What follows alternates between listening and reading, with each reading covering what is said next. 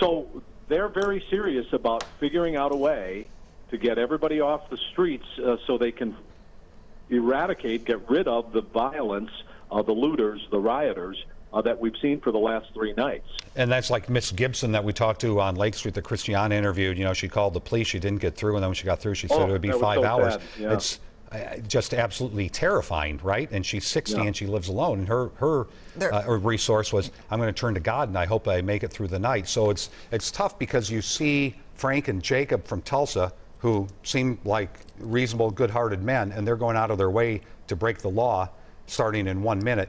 And the governor says, Frank and Jacob, you're part of the problem, regardless of how noble your cause is, because if you're out there and even though you're guys that claim to have tried to stop the looting last night and the fires, you're actually in the way. I've got to arrest you to get to the guy who I think is the anarchist. And that's a tough situation. Well, we should point out right now, Pat, the curfew is in effect.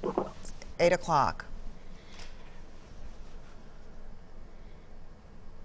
And so now we see people do appear to be dispersing. The one thing that's different from last night is that there were huge crowds that we saw last night. We see far fewer people on the streets, as if many people are observing, many protesters are observing. These have been peaceful protesters, as we see throughout the day.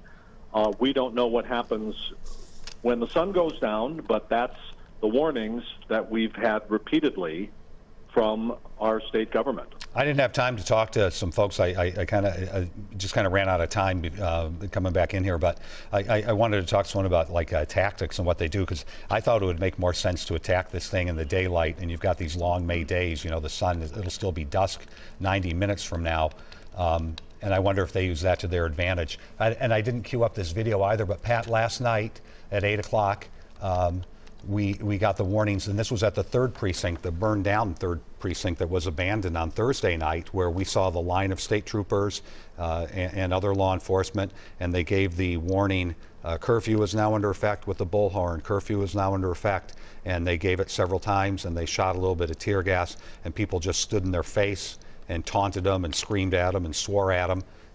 And that was it. It was just a standoff. There wasn't arrest. There wasn't anything. It was an attempt to get them to move. So we'll kind of be looking for those things tonight, whether we see this, whether you see troops en masse. But it's tough. Yeah. You know what, Pat? Why don't you hold on and hang out with us? We're going to check in with the reporters that we have on the ground. We have Christiane Cordero, who is right there with protesters who do not seem to be leaving in the 8 o'clock. It's 2 minutes after 8, Christiane. This is the people who are here and staying out of defiance, whether it's that they believe in the movement to their core and their interpretation of that is that they must not cooperate, or they're here to cause some violence. Time will tell, as we know, right? But this was where so much of that violence was focused just 24 hours ago. I have to say it was very eerie hearing what is probably about 500 plus phones go off at the same exact time saying emergency order, curfew is in effect in 5 minutes, and almost instantly everyone sat down, and that was their message: is we're standing up for ourselves by sitting down. We've tried to find some understanding on what it is that some people are here to do other than cause violence. Some people say that in my last interview from just a few minutes ago, right, that they are trying to help those who are getting hurt, that they believe the system is so flawed that somebody will get hurt tonight, and that they are here to provide whatever kind of eye wash or whatever they need.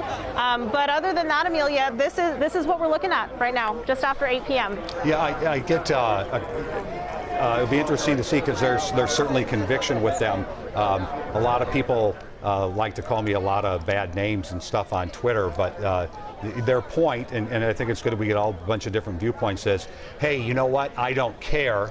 Looting is bad, but police killing civilians is worse. And it's just a different take on this. And I think a lot of people think that, and you certainly saw these faith leaders think that, but I just wonder if 4 days of looting or 5 nights of looting maybe makes you put a different spin on things and says, how do we attack the other problem, which is white officers killing black men? Because you want to stop both problems. You do, and it's such an impossible time that we live in right now to stop both problems without something or someone getting hurt in a really devastating way, because social media has made things move so quickly, and yet our system is not equipped to make things move that quickly. So you have that balance here. You've heard people say, we're not going to stop until there's justice. We don't care about all the damage and destruction. Well, that simply isn't sustainable, right? So the question is when, like you alluded to, Frank, like when is this going to escalate to a level, and what will that look like? Because I don't really know what that will look like. And I heard Pat Kessler say earlier that we are not going to really know until we know. Right. Hey, Christiane, so I see a lot of people sitting down behind you. Are there people sitting, taking the microphone going, we're staying here all night and link arms and F the police, or are they just kind of waiting and hanging out? Yeah. I mean, what's the thought on how they approach the curfew? They're definitely approaching it with defiance. They said something to in the start of the curfew to the effect of that we are staying, and there has been a shift of tone, right? The people who are staying are infuriated. That's really what it is. Whether you're here to cause violence or not is a whole nother story, but we saw so many more people throughout the day who are whether it's they're trying to reach understanding, or they believe that they have their own guilt and they haven't done enough as a member of this community to back the black and brown communities. But this crowd is different. This crowd is definitely here to rally. They feel like they're here to stay in it for the long haul. What are they chanting right now behind you? Can you hear? I don't know. I have no idea. No, I just saw them scream, waving arms. I just Did you hear, wondered. Chris? So, all right. Well, we'll give you a chance to talk to some other folks. We're going to go chat with Jeff Wagner right now. So, Christiane, thank you. Be careful. We'll be checking with you through the course of the evening.